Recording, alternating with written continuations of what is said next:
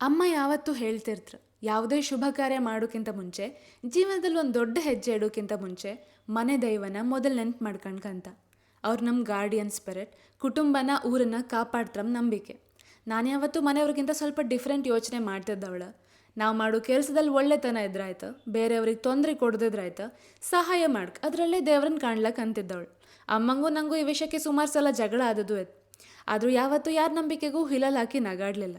ಪ್ರಪಂಚದಲ್ಲಿ ನಮಗೆ ಗೊತ್ತಿಪ್ಪುದು 0.5% ಆದರೆ ಗೊತ್ತಿಲ್ಲದೆ ಇಪ್ಪುದು ಸುಮಾರು ಇತ್ತು. ಆದರೆ ಬೆಳೀತಾ ಬೆಳೀತಾ ಜೀವನದಲ್ಲಿ ಎಂತಾದರೂ ದೊಡ್ಡ ಘಟನೆ ಆದಾಗ ಇದ್ದದ್ದು ಅದೊಂದೇ ಹೋಪ್, ದೈವ, ದೇವ್ರು. ನಂಗೆ ಗೊತ್ತಿಲ್ಲ ನಾವು ಎಂತಕ್ಕೆ ಮಾಡುತ್ತಂತ, ಆದರೆ ಎಂಥದೂ ಕಾರಣ ಇಲ್ಲದೆ ಮುಂಚಿಂದ ಅದ್ರ ಬಗ್ಗೆ ನಂಬಿಕೆ ಇಟ್ಕೊಂಡು ಬಪ್ಪಕ್ಕೆ ಸಾಧ್ಯ ಇಲ್ಲ. ಗಾಳಿ ಕಣ್ಣಿಗೆ ತೋರೋದಿಲ್ಲ ಅಂದ ಮಾತ್ರಕ್ಕೆ ಗಾಳಿಯೇ ಇಲ್ಲ ಅಂತ ಹೇಳೋಕ್ಕಾತಿಲ್ಲ ಅಲ್ಲ. ಈ ವರ್ಷದಲ್ಲಿ ತುಂಬ ಎಲ್ಲ ಆಯ್ತು, ಒಳ್ಳೇದು ಕೆಟ್ಟದ್ದು ಎಲ್ಲನೂ. ಎಲ್ಲ ಸೇರಿಸಿ ಒಟ್ಟಿಗೆ ದೇವರಿಗೆ ದೈವಕ್ಕೆ ಒಂದು ಕೃತಜ್ಞತೆ ಹೇಳುವ ಅಂತ ಆಣೆಗೊಡ್ಡಿಗೆ ಪಪ್ಪ ಅಮ್ಮನ ಮನೆ ದೈವದ ಮನೆಗೆ ಹೋಗಿ ಬಂದೆ. 5:30 ಹೊರಟದ್ದು, ವಾಪಸ್ ಬಂದದ್ದು 10:00.